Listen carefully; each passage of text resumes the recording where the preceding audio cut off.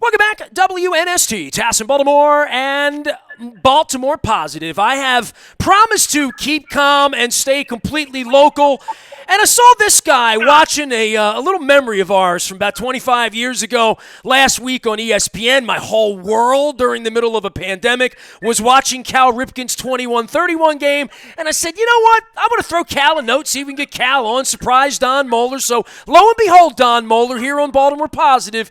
We have Cal Ripken today. What do you make of that? It doesn't get any more Baltimore positive than that. And Nestor, as you know, and Cal, welcome. But as Nestor knows, I've got grandchildren that are absolutely, and Nestor says they're rare commodities this day and age. But my grandchildren are absolute baseball fanatics. They're in withdrawal because none of their teams are playing. I've got a 13-year-old who absolutely just lives and dies for the game, as well as my other grandchildren. So this has been tough for them. So when they find out that we were chatting with Cal Ripken, they're going to go through the roof. So it's great to talk to you, Cal. Hey, guys, can you believe it's been 25 years? 25 years. I kept looking at Chris Berman and Buck Martinez because I never really sat down and watched the broadcast. And I went, man, those guys look young. And then I looked at myself and I go, well, I look pretty young myself. Well, you know, Cal, I remember the calibration in Baltimore County like it was yesterday, and putting the number 8 in the middle of Pennsylvania Avenue and Chesapeake Avenue, and just an incredible experience the whole thing was. When you look back, Cal, just when you said it's 25 years, and we'll talk about when ESPN rebroadcast it last week and the effect it had in this household. But when you look back, what do you remember, not only from the street, what do you remember in the rearview mirror about that night? Well, I've been asked a lot about that here lately, just because it's the 25th anniversary and it did play on ESPN, so it was on a lot of people's minds. And they want me to pick out one particular moment in that. For the longest time, I refused to look at any video footage of that. I just wanted to preserve the experience through my own eyes. It was that surreal. It was that different of an experience on the baseball field, and I wanted to preserve that. But over time, I started looking at the replays of it. I watched a little bit of it, then channel surf and come back to it. This past time, I just sat down and watched the whole thing, and picking up new parts. I mean, the people that they interviewed, I learned about that Earl Weaver when he moved me from third to short. And his memory was very accurate, is that one day I just came in, there was a 6 next to my name instead of a 5, and I thought he just made a mistake. But he said, I didn't want to mess the kid up, but I was just hoping to get through the weekend. So that was the first time I realized that maybe to him it was going to be a temporary move. I went over there thinking, this is where I'm going to play. And that temporary move lasted 15 years. So that was really interesting to me to have that perspective from Earl, to see Joe D., to see Hank Aaron, 2 guys that I've had a chance to spend some time with, but they're truly baseball royalty. And to see them at the game, that was really cool for me. That was something wasn't in the forefront of my mind. But the coolest part to me when I rewatched it was when the moment that I looked up and caught my dad's eye. And it was after a pretty decent amount of celebration that was going on, and the curtain calls coming out, almost saying, thank you, but can we get this game started? That was how I was feeling. And then I looked up and saw my dad. And my dad wasn't someone that said, I love you, but you knew he did. And you knew that he took special pride in my accomplishments. And so at that moment, there was 1,000 words that were flying between him and I, which still gave me goosebumps. And I know we get a little softer as we get older. I tend to cry a whole lot more watching movies now, but tears came up in my eyes. That was a pretty powerful moment. Well, that full disclosure, Cal, that is the moment. And it's so interesting that you zero in on that moment, because it is that moment that the waterworks opened up here in Catonsville. And I texted Nestor. He was blubbering, Cal. He was. He blubbered right on the text. It did. And part of the reason, Cal, and you've alluded to this, maybe you can expand upon it a little bit. I said to my wife, I said, just look at Senior. I was looking at him thinking to myself as a granddad and a dad, and I looked at your father, and I said, I didn't know your dad. I said, but everything I've read is that he's not a guy prone to superlatives. He's not a guy who's particularly outwardly emotional. And he just looked at that moment like a man who was sending you psychic vibes saying, son, I'm so proud of you. I mean, just that's what came through that moment to me on the TV. Yeah, I mean, you described Dad to a T, I think. That generation wasn't, huggy and mushy and like I tell my kids all the time, I love them. And I don't think it's because you didn't get it, when you were growing up. It was just, it's a different generation. The communication is much different. But you can tell when I hit a home run and came around third base, especially the first one, and the first person's hand I shake on that first home run was my dad, who was a third base coach. He always had a special handshake and a special look at me that I knew was different than anybody else. Cal, when you found this game was coming back on in the middle of the pandemic, you talk about social distancing and, and your dad could social distance a little bit as well. For you sitting at home with the dog and for it to pop up for me, I think everybody was watching it, but we're all looking for something to do with, I think we're all getting a little stir-crazy, right? So, and we're all getting stir-crazy for baseball specifically, for all of us who've had this sort of clock going on. Was it, when you heard they were showing it, is that a good emotion for you to want to sit there and watch it for a couple of hours? Or is it, I think there was a time in your life where it's not again. Now, all these years later, it was a wonderful night to sit around and watch baseball for everybody in my life who hasn't had a baseball game to watch, right? Yeah, a couple of reasons. I sat around and shared that experience with my wife, Laura, and she hadn't gone through that, and it was fun to do that as well. But, the interesting timing part, and I think a lot of times things that happen in life are a matter of timing.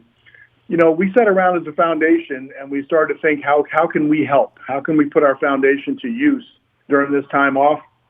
And the idea came to help with the food insecurity, because food is a big issue. A lot of the communities rely on schools, rely on Boys and Girls Club. And we made a decision we were going to turn our focus from our foundation, this national focus that we've built with our resources and our partners, we would focus on that to try to help during this time.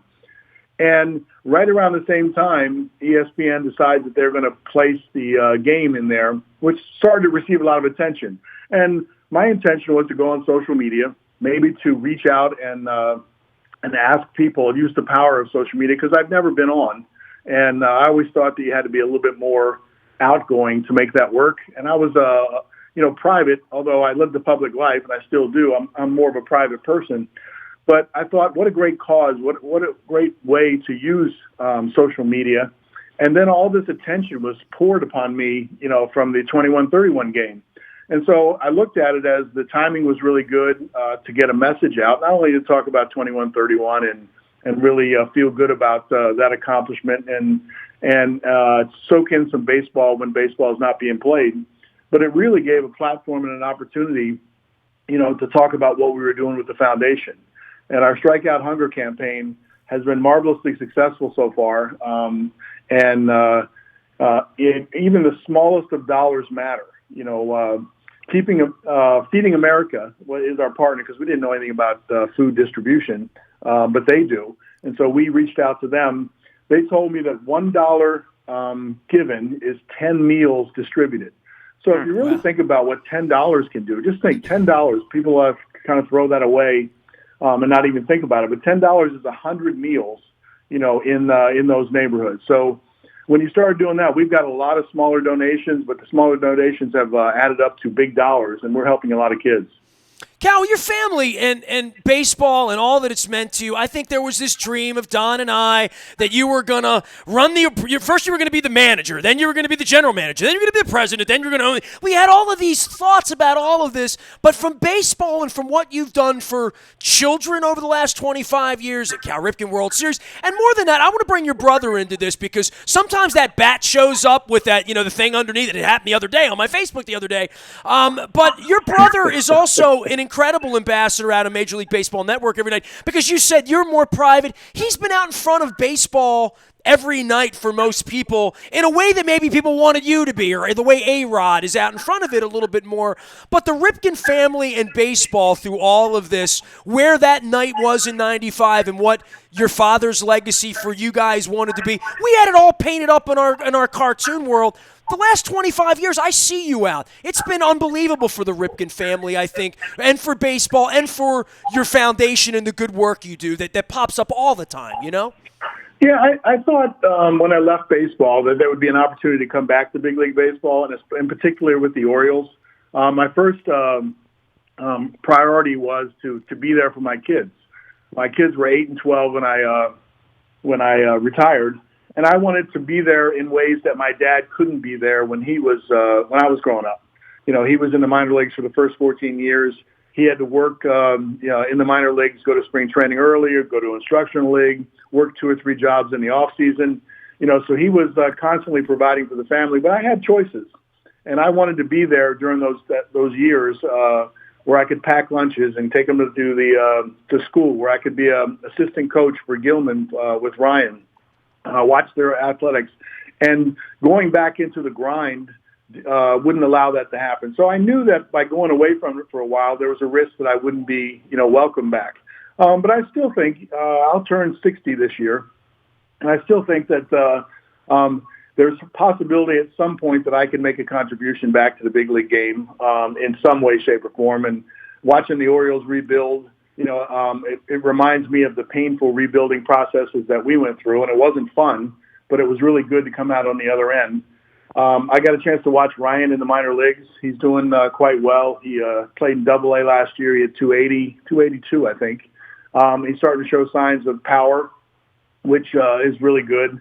Looking at the young kids and talking to them and giving them some of the experience that I was able to have, and really just having a good conversation with Ryan, I still think that there's some value. And so maybe, but life takes you in different paths. And sometimes it's not all about you planning it all out perfectly. It's taking advantage of the opportunity and the journey that you're on. And I feel very proud of being able to use the foundation in Dad's name to help a lot of kids, a lot of kids that don't have all the same advantages. Well, I'm very proud of that. And I'm very proud, of our kids' business success. We have 3 complexes. Actually, if you count Disney, that's 4 complexes. We're looking to expand on our successful models in Aberdeen, Myrtle Beach, Pigeon Forge, and Orlando. I'm very proud of that because it gives a chance for kids to experience maybe a big league experience where most kids don't get a chance to take it much further than that. But we feel good about all we've been able to accomplish. And when you talk about Billy, Billy is fantastic in that role that he has in the studio. I mean, he has a perspective, a really great baseball perspective. He has an outgoing personality in which he delivers it really nicely. He's content. He's happy, I think. And he does weigh in on all the issues on a daily basis. So when I want to know about baseball now, I'll call Billy up. Well, speaking about baseball now, Cal, people, and for those of you tuning in, we're with Cal Ripken, the one and only Iron Man. Those of us who grew up with Oriole baseball forever in Cal's debt, as is all of Major League Baseball. But Cal, you truly bridge, since you have Ryan in the minors right now. So he's baseball 2020, and you bridge, a few decades ago.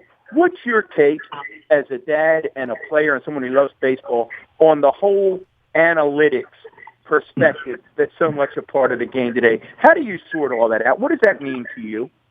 Well, you've got to know me over the years, and I think the best way to describe me is I am very analytical.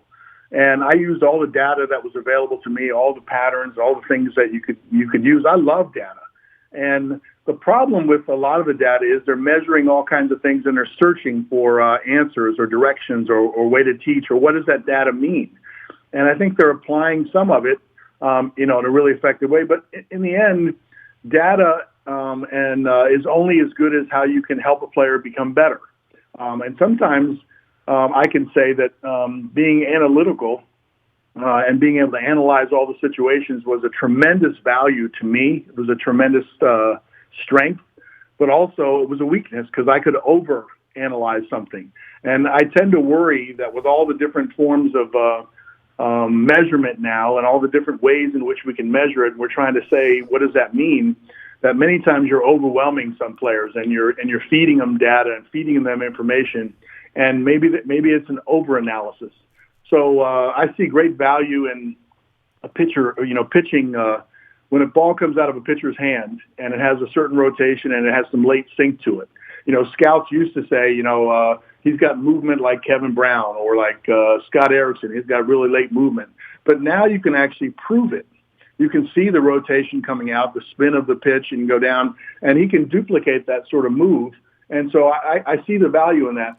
It's a little bit harder applying all the analytics to a baseball swing because the pitcher is trying to mess up the hitter in their timing. And I would say no two swings are exactly alike.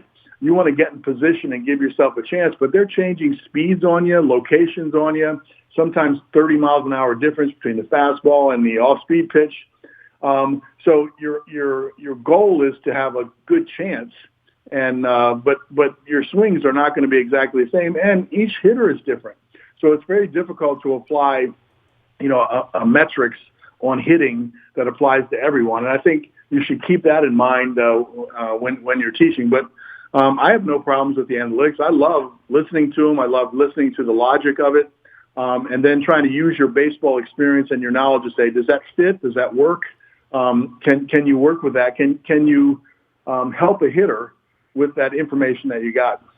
Cal, obviously the analytics and the cameras and all that, banging on trash cans, two bangs is a curveball, one's a fastball, cheating, sign stealing, but more than that, the fallout of all of this and the institutional part of it. You were always known for fairness. You were always known for playing by the rules, playing every day, every inning, all of that stuff. But the cheating part of baseball, from cork bats to, Gaylord Perry to everything else that's ever gone on through the history of the game, we didn't even get to start the season this year, but certainly the last couple of months, I spent a lot of time talking about baseball and ethics. And I'm sure you've talked about it a lot as well, and your boy plays the game. When you've had something stolen from you, and I certainly feel like a lot of the other players in the sport who were playing it straight have been really angry about it. How would the 22-year-old or the 32-year-old or the 42-year-old version of Cal Ripken have felt about that as a player in the game? I think perspective needs to be given on this. There's many of examples, and you just named quite a few of them. There's always been a cheating element, and some people in the game will say that it's to get an edge. If you're not cheating, you're not trying. Stealing signs, from second base. Somebody in the game will say, look, I've earned my way to get on second base, and if you're lazy enough to not put your signals down where I can't decode them, then I should be able to use them. Now, I never gave a sign, and I never received a sign from somebody on second base. I thought the true sportsmanship or the true challenge was you and the pitcher, and not you and the pitcher and the guy on second base. So I thought, but there are a lot of people that think that's okay, and that's been happening in the game. There's teams that had that reputation that I could name, and I'll probably refuse not to name right now. We'll leave the White Sox and La Russa out of it. Okay, I'm sorry. So when you start to name. Or when you start to look at that, when you play a team like that has that reputation of giving signs, stealing signs, and all that kind of stuff, you have to be aware of who you're playing. And so you change your signs frequently.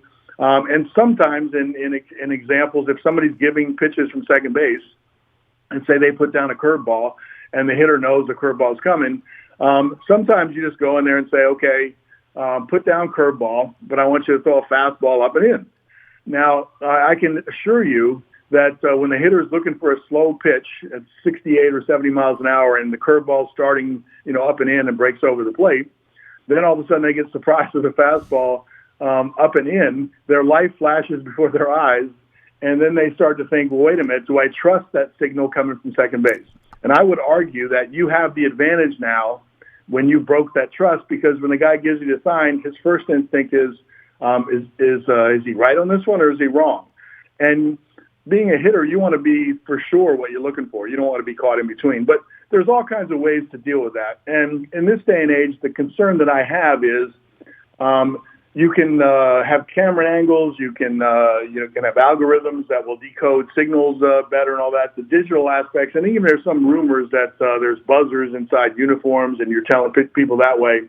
The technology and the ability to cheat seems to be there's more of an opportunity, more of a temptation, and that's not good for the game at all. The game at all is a game that is real. It competes, and you're always going to deal with someone trying to gain an edge.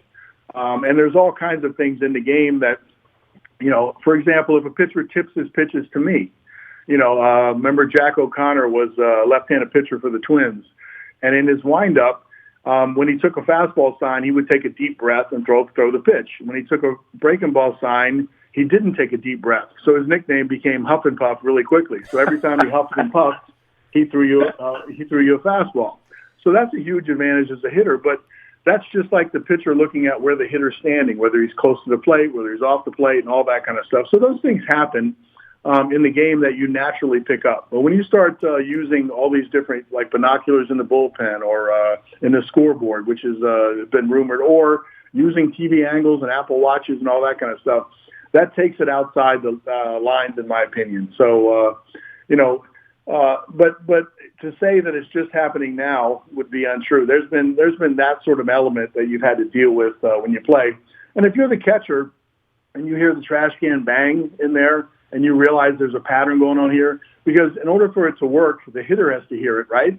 So the catcher and the umpire are sitting in a similar location. If they can hear it, then they can turn it to their advantage as well. So, they're talking about taking World Series away and all that kind of stuff. I don't know if fully you understand what that means or not. That's a very difficult call, but I think the commissioner is rightly, putting a real hard penalty on that, because it's not good for the game. It's not good for the game to think that that's happening, out there in the field. And I applaud the commissioner for the hard stance that he's taken.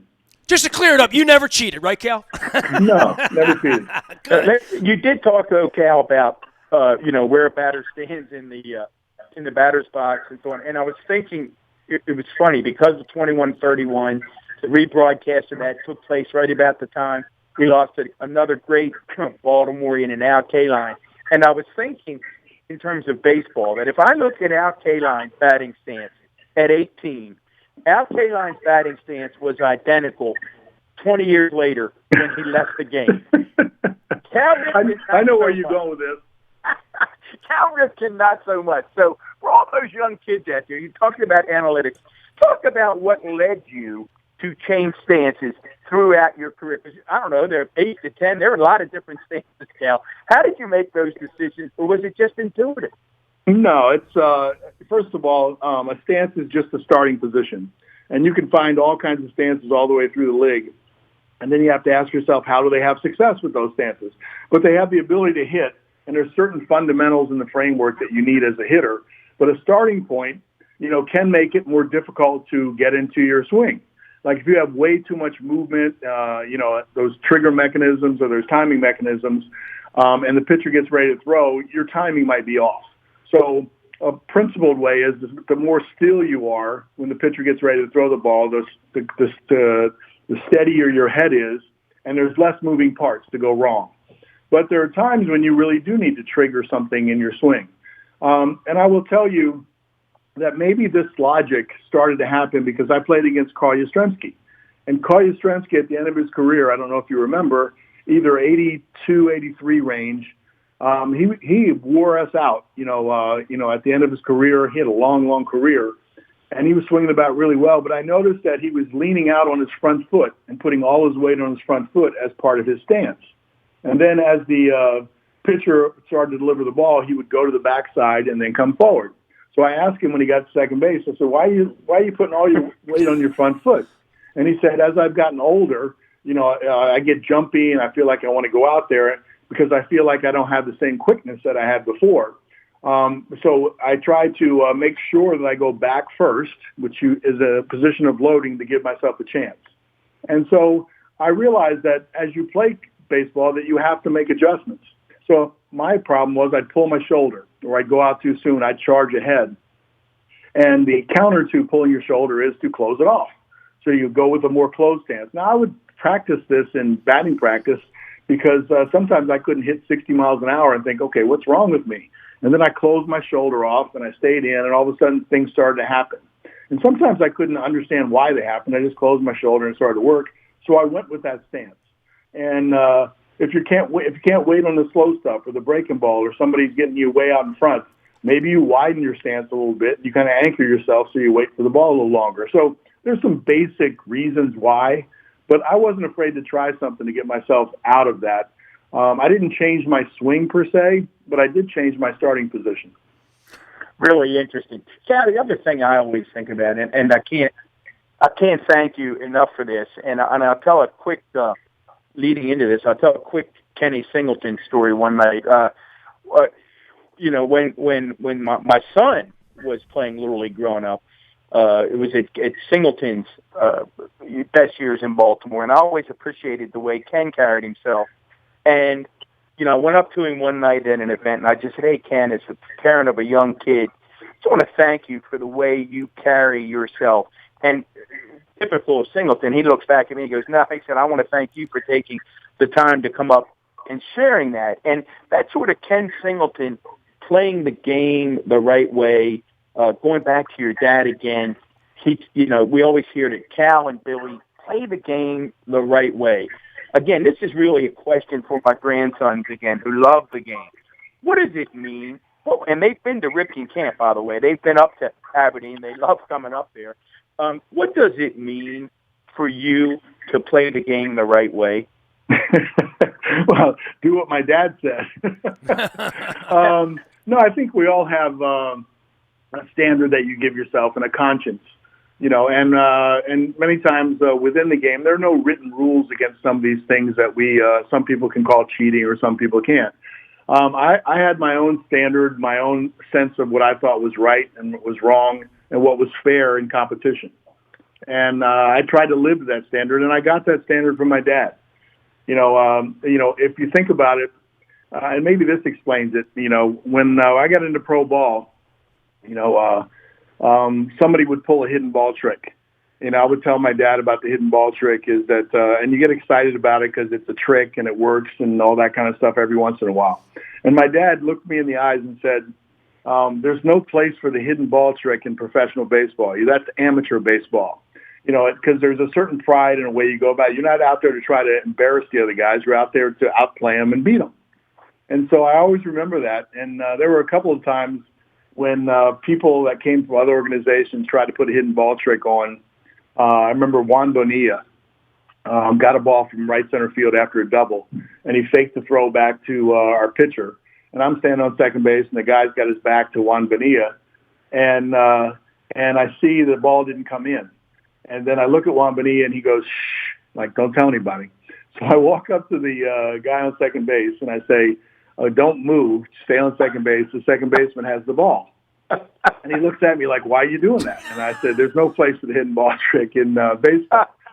And I will tell you, once the ball is revealed, because it has to be put back in play, and the guy sees that I was right and I was true, he'd look at me and he would thank me because he didn't want to be embarrassed either way.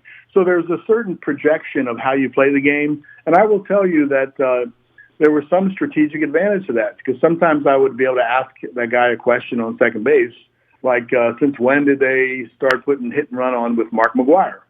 And they would say, well, Mark McGwire sometimes gets take happy, and Skipper wants him to swing the bat, so he's not asking him to hit a ground ball. He just is trying to make him more aggressive.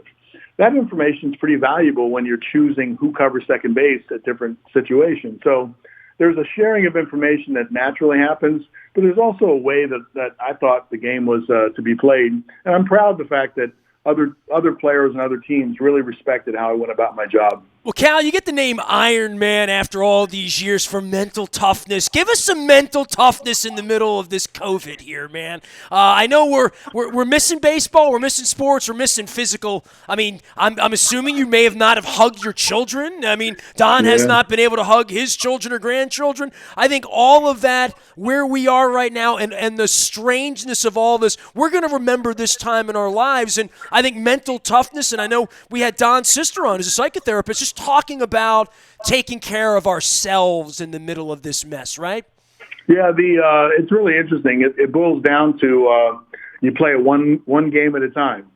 So that's what Dad used to always say. And I've been through some really tough times, and I've been through some really great times being able to win the World Series. But if you're going through 0-21, they fire your dad, you lose 100 games, it's a miserable sort of season, you could really get yourself mentally down. But you have to look for the positive aspects in this situation, in my opinion. Look at some of the things that you might be able to do that you wanted to do, like you wanted to read a little bit more. You wanted to exercise a little bit more. You wanted to do any number of things that sometimes your busy life doesn't allow you to do. I would look for the positives, and I would remember what Dad said. Don't look at the challenge, what's going to happen next week, what's going to happen the week after. Don't worry in the future. Worry about meeting the challenges of today. What can I do today? Let me win today, and I think, and we'll worry about tomorrow when it gets here. I think that would be a good way to look at things.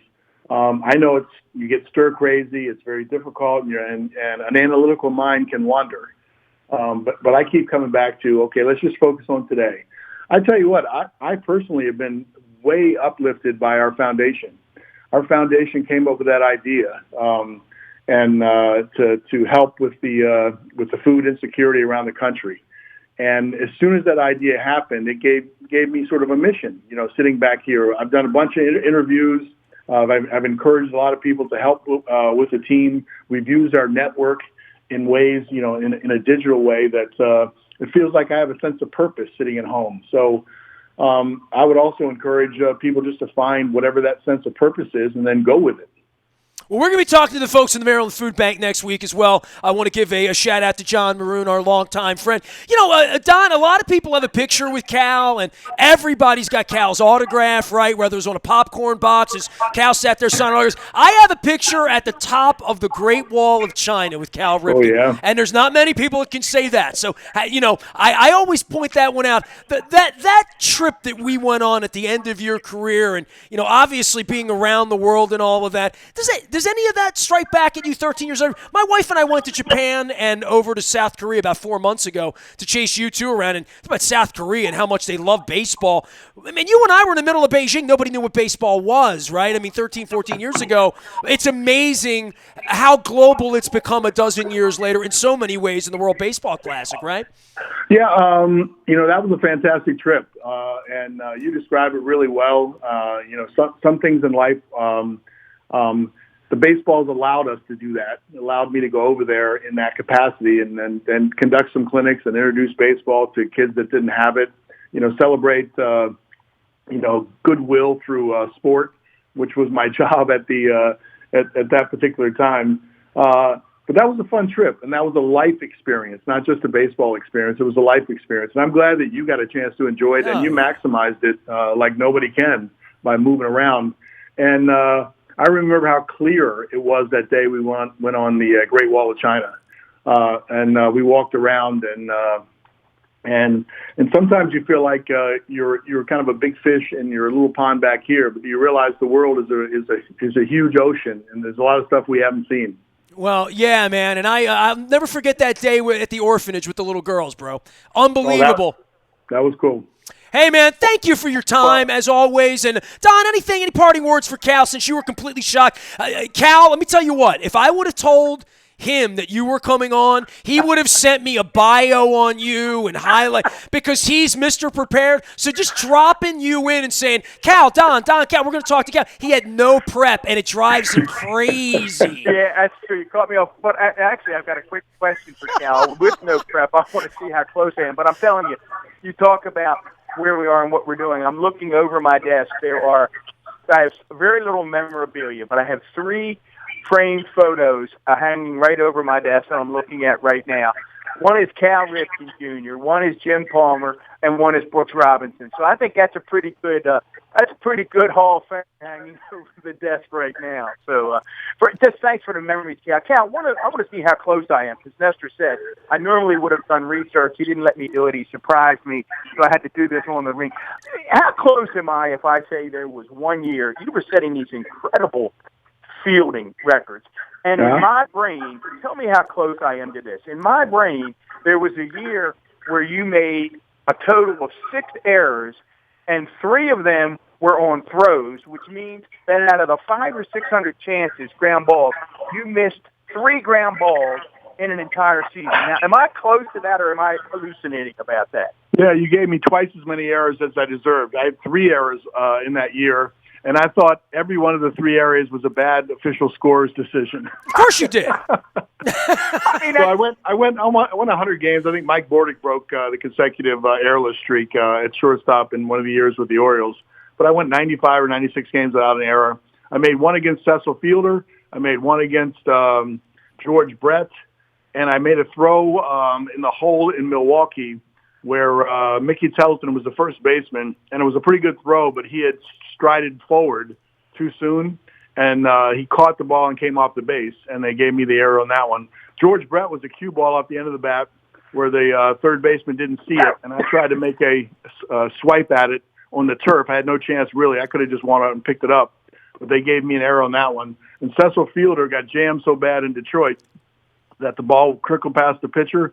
And I knew I had time, and it went over, and it hit some sort of mound, and it kicked up and hit me in the collarbone. And I still hurried to throw the ball, and it was a bang-bang play at first, but they called him safe, and they ruled an error on that one. So I think I could have gone the whole season without an error. Well, I apologize for giving you 3, 4 errors that you actually had. But I can remember, I said, yeah, you went the entire season really without missing a ground ball. It just, and how many, what do you normally average, Cal, about 600 chances a year? Yeah, I would guess. I mean, there was one year where I had almost 600 assists. I broke the assist record for shortstops about 580-some, I think. And I had 900 chances that one year in '84. I won the Gold Glove a couple of years. But I thought there were other years where I was really deserving of it and got passed over. Well, I know how private you are, man. You shared that picture, and I heard your dog bark a minute ago. You actually had the Gold Glove up on the. Somebody pointed it out in the picture, and I'm like, yeah, Cal's chilling, watching 21-31, just like all of us. Hey, man, thanks for the time, and it's been a long, long time, and I tend to run into you every time I run into Cal. We're going to a Ravens game, or we're in the Green Bay airport or something at 4 o'clock in the morning. But we all miss sports.